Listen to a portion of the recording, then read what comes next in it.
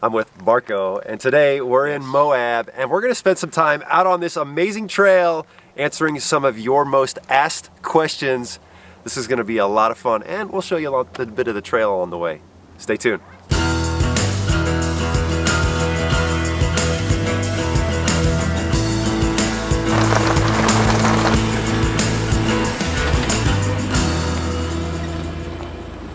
Welcome to TrailRecon. I'm Brad, and today I'm out here with my best friend Marco. Yes. Super excited to be it's so awesome to be back in Moab, man. Yes. And we're here with our friends from Redlands Jeep Dealer, and they're the ones that I've partnered with to build the TrailRecon Edition Jeep. And if you haven't seen that, I will leave a link down below.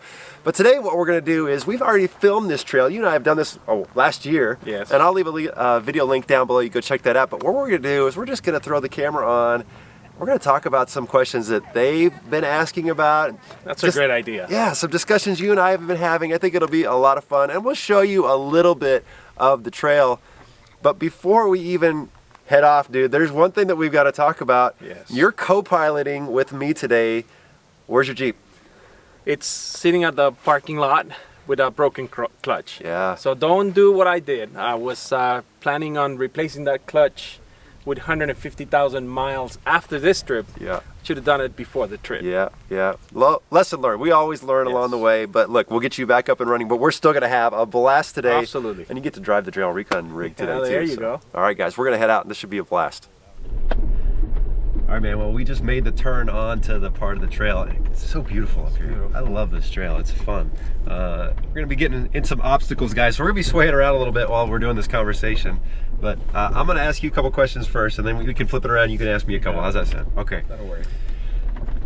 So, look, I have been camping with you for years, and I've seen you cook many, many, many meals, and you do a lot of prep work.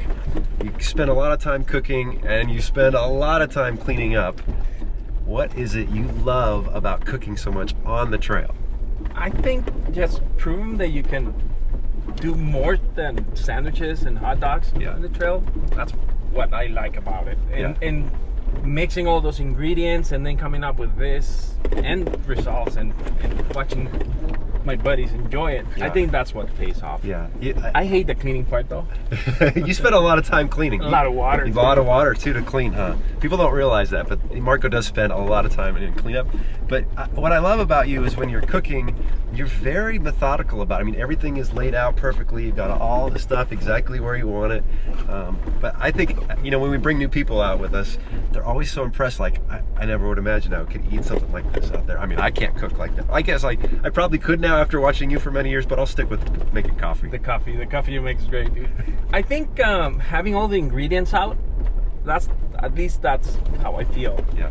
If I miss one ingredient, it's not going to be the same. Yeah. So I want to have everything right there to make sure that all the ingredients are included. Yeah. So I think that's what you're talking about. Well, you do a great job, buddy. Thank you so much for the many meals that we've had. Thank you. I forgot how much I love this trail. This is awesome. There's so many cool obstacles and the views. It's beautiful, dude. It's beautiful. Okay, next question. Something we both get asked often from new off-roaders, new Jeep owners. What are the first 3 mods that they should do to their vehicle? Yeah, I get that question a lot. Yeah. I'll say the suspension, okay, the tires, yeah, and a good recovery system. Yeah, I agree. I mean, I think that's all important. I mean, I think the basics are always essential. Anybody, but even if it's not an off-road vehicle, you should have first aid kit, fire extinguisher, recovery gear, right? But I would say first a good set of tires, especially if you buy like a base model off-road vehicle, like a Jeep Sport or something. You got to get a good set of all-terrains or mud terrain tires. And then suspension. What do you think? What should you get? 5-inch lift? No, that's too much. 3-inch, 3.5. 3.5. Yeah. The lower you keep your vehicle, the better. Right. I agree. I think sometimes though, the people should just wait a little bit. Just get out and use your vehicle and get to know it in stock form. You know, put some good tires on it, but get out and use it, and then decide. You know what? Look, if you're only going to do desert roads, do you really need a big lift? Right. Or if you're going to come to trails like this, okay, well maybe I want like a 2.5. Maybe just flat fenders will do. Maybe flat fenders will do. But I agree. You got to keep it low profile. And then some kind of winch for recovery, just so you can, you know, for yourself, but sometimes others you need it for as well, right? I mean, there's a lot of things that you need, that you must have. Like a kitchen and... Like a kitchen, like, you know, all your, spices, spice rack. Spice rack, you gotta have that.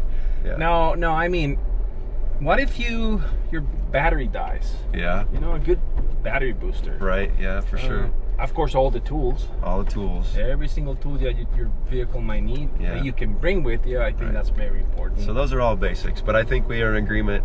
Tires, suspension, winch. Recovery gear. Okay. In general. I like it. Yeah. So now I have a question for you, Brad. All right, send it. Because people have asked me this: how does Brad on TrailRecon get so popular? Because you are popular. We go everywhere we go. A lot of people know Brad. Yeah. A lot of people know the TrailRecon channel. You know, their followers, their subscribers, and people know you. You're popular. Yeah, it's humbling. And look, you know, we've had this conversation. I didn't do it for popularity. It was just my son and I didn't even plan to do YouTube. We just started filming our trails and sharing that with people. And that to me is what I love doing. It's just showing people places to go and things to do. And, you know, it's a lot of work doing YouTube. And I think with anything in life, if you put in a lot of work, there's some rewards to it, right? I mean, you've seen me film a trail. I'm running up and down filming a trail, and then I'm editing the video for hours and hours. And you know, when we're out, even when we're doing a camping video and cooking, there's a lot of work involved in it. And so I think just in anything in life, you put in the work, you know, the rewards happen. And so you just got to stay with it. And I think there's a lot of people out there that could make some amazing content, you know, on YouTube. You just have to, you got to stick with it. You got to learn your craft. You got to work hard. I mean, you know, Instagram is hard. I mean, you've been running up this hill, taking pictures. It's work. And then you got to edit those pictures and all that stuff. I think it's hard, but it's fun and it's rewarding. And to be able to share our experiences with people, that to me is what, I don't do it for the popularity. I do it to, look, get off the couch, quit watching Netflix, come out here, have an awesome adventure. That's what we enjoy doing, yeah. Yeah, because you go back, you download those pictures in your computer, and then, oh, this is a good one. Yeah. Oh, this is the best one. Yeah. You know, that's pretty rewarding. Inspire people to go out and do the same thing. I think so. That to me was what it's all about. All right, next question. So in preparing for this trip, we took off our rooftop tents. All our camping gear is out of here. We made them as light as possible. But people ask all the time, and I know you get asked all the time, how heavy is your vehicle, and is it too heavy? It is heavy. It's heavy. It's like 6,300 pounds. 63, because you weighed it, right? Yeah, fully loaded. Ooh. And yeah, now that I remove everything from it, like the rooftop tent and all my camping gear, the Rotopacks holders and all that, it feels a lot lighter. Yeah. But the suspension feels rougher because, you know, it's set up for weight. Right. But yeah, it makes a difference. Yeah, I mean, we both got great gas mileage on the way here, right? Yeah, just 15 point something, almost 16. Almost 16 for this thing was amazing. But I agree. I mean, I had to adjust my shocks because I had them dialed in for all that weight. And when I take all that weight off, I've got to reset up the suspension. So, do you think your Jeep's too heavy? It is heavy. It's too heavy. It's heavy enough. It's heavy enough. That's a tough question to answer. Okay. Because I can't get, you know, there's no more way that I can trim. Yeah. I'm not gonna remove my cooking stuff. Right. I'm not, you know, I need my winch. Yeah. I'm not gonna go back to smaller tires. No. But you have done a couple things. You just recently replaced your rock sliders. Yeah, aluminum, right? I did the TerraFlex aluminum. Yeah. Rock sliders. So you saved a little weight there. Yeah. They're like half the weight of the OEM sliders. Right. And they work well, so. Yeah, I'm definitely taking a look at more aluminum. This wheel and tire combo that I put on for this trip is lighter. It's like 12 pounds lighter. Oh, yes. Per tire. So it looks good, but the rotating mass is less, so that's actually made a difference. So I don't know. I think we've dialed in our suspensions pretty good for what we do, but they're heavy. I mean, we admit it. They're heavy. They're heavy. You all right, man? You just ran all the way up that hill with the camera. This thing is heavy. That thing's heavy. Okay. All right. This is going to be a tough question. Ooh. We've been to a lot of great places over the years, done a lot of great trails, a lot of great campsites. If you had to pick one trail and one campsite, and they don't have to be the same place, that are your favorite, what would they be? Oh my God, I got a lot of favorites, but I gotta say, Imogene Pass in Colorado. Yeah. I think that's one of my favorite trails, if not the favorite. It's beautiful. It's got these amazing views. Yeah. As you say, it's not technical, but but it's fun. Right. It's all the colors and the lakes that you get to see from up there. And I got to camp there, so that makes it special. Yeah. And you still got all the mines and the rustic buildings. It's so cool. You can walk and check those mine shafts. Yeah. That's beautiful, I think. And my favorite camping spot has to be Sandstone Canyon. Oh yeah. Right after that gatekeeper. Gatekeeper. Not a lot of people go back there. Yeah. It's beautiful back there. In fact, we should be telling people that's. I know. That's our favorite. That's our local home. Don't tell anybody. No, don't tell anybody. That's a beautiful spot though, because you just get back there and you're all by yourself. Yes, absolutely. And I got to spend my 32nd anniversary there back in May with my wife. That's cool, man. That's awesome. And how about you? So I knew asking you this question, I was going to have to come up with an answer. You got to have a favorite trail and have a favorite camping spot. Yeah, I'm going to start with camping spot first. Okay. But because that's tough, because we've been to some really cool camping spots. And it's only getting better. And it gets better and better every time. I think that stuff we did in Coyote Flats was beautiful and awesome. But there's just this one time that stands out to me the most, and that was when we were on the Mojave Trail. And then we decided to take that detour and go 8 miles north. We get there, it was a beautiful spot in the forest. There were some rocks out there, but then it snowed. Oh, it was so amazing. I mean, just the whole atmosphere, the people we were with, everybody just had a great attitude about everything. That to me was like my favorite camping site situation. Oh, yeah. And it's snow in the desert, and the best part of it is that you have it on video. Right. I mean, it's on your channel. You can watch the snow in the desert, dude. In the Mojave, right? That was awesome. That's awesome. I think now favorite trail is constantly changing, and I think if you would have asked me 3 weeks ago what my favorite trail would have been, it probably would have said Elephant Hill out here in Moab. That trail is beautiful. It's technical, it's scenic, it's just the whole way is just awesome. Absolutely. So I would have said that, but after we just got back from doing that northern Colorado trip and doing Slick Rock, where it was like the Rubicon Trail, but it wasn't. It was just some boulders and some beauty, the scenery, lots of water, forest, the water. I think Slick Rock, and Adam will love this, is probably my new favorite trail. I have a lot of favorite trails. That's probably my new favorite one. That's awesome. Yeah, it's a good one. All right, buddy. Now look, I appreciate the fact that you're helping me drive, being my co-pilot today, but I know you're sad about it. I'm sorry your Jeep's not running. I miss my Jeep. Yeah, you miss your Jeep, but we'll get your clutch fixed here soon. Absolutely. But that's the question I kind of want to get into is you drove this Jeep yesterday on Poison Spider, an automatic. You're driving it today. We're going through some pretty good obstacles, having some fun. But you are a die-hard manual. What is it that you love about the manual over the automatic? I think the sporty feel. Okay. It's a strong, that transmission is great. Yeah. It's a 6-speed, and you got control, because you can put on 3rd gear, 4 low, and use it as an automatic. Yeah. It's got the clutch brake and those features. I like that. Yeah. And overall, I think the sporty feel. Okay.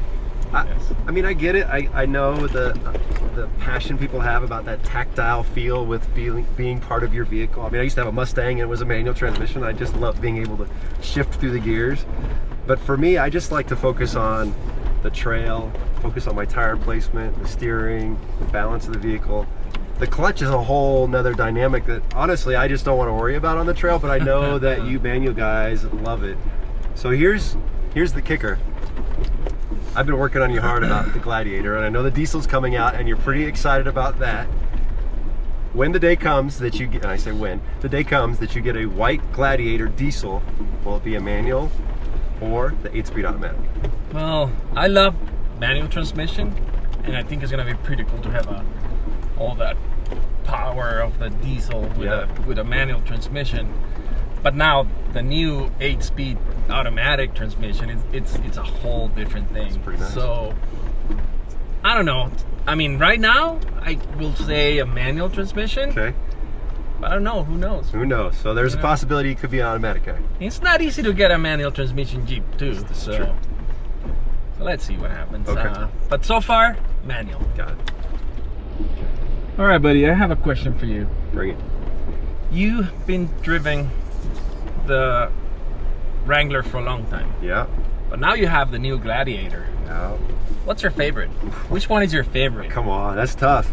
That's like asking me which kid I love the most. Look, this is where it all started for me in the Jeep community. I mean, you know, with motorcycles and quads and all that, but I love this Jeep. We've gone some amazing places. It's taken me on some great trails. I mean, just yesterday on Poison Spider, we're just throwing this thing around like it's cool, no big deal. That trip we took 2 weeks ago to Slick Rock, I don't know about taking my Gladiator on there, just because that departure angle, the breakover angle, I think I would have banged it up quite a bit, even on larger tires with a lift. They both have their pros and cons. I think the Gladiator will be more for the long trips, long expeditions, camping. This one still we're gonna take on some trips and camping, but when we go hit it hard like Slick Rock or Poison Spider, I'm gonna bring this one. The other one, I don't know, we'll see. I'll get a feel for it. I mean, I don't know that I could pick one over the other. I love driving the Gladiator just because it's a little smoother ride. The 8-speed transmission, it gets better gas mileage. It's got all those creature comforts, but this is still my baby. Yeah. Now, with your response to that question, we're gonna get flexy here. Okay. Oh yeah, a little bit, huh? A little bit. There you go. I'm gonna have another question for you. Okay. You've been out there doing a lot of overlanding. Okay. You've been doing a bunch of rock crawling. You too. Because of you. Whatever. Lately, you've been hashtagging and using the term Rocklander. Yeah. What is that all about? I mean, I like it. I love it. I think it's just a fun play on words because, I mean, what we do isn't rock crawling. I mean, we're not like hardcore buggy guys. But I think we do a little bit more than just your standard, like, long distance dirt road camp and drive, and you know what I mean? And so I think we're somewhere in between there, and I just thought Rocklander, I heard somebody else say that in a comment once, and I was like, I really like that. I think that's kind of a cool little play on words, and so I didn't come up with it, but I like it, and I've been using that hashtag. I think we are Rocklanders. When we go out to like Slick Rock, and we're, you know, getting flexy and banging and bumping on rocks, and then we camp in some beautiful, beautiful spots, and then we drove, what, 500 or 600 miles there and back? I mean, to me, that's overlanding, rock crawling, it's rocklanding. Absolutely. Yeah, I agree. So I have another question for you. Okay. Because I get this question a lot. Oh. How do you find time to do this, to go out, camp, and do these trails, and do these trips? Well, that's a good question, and I get asked that a lot too.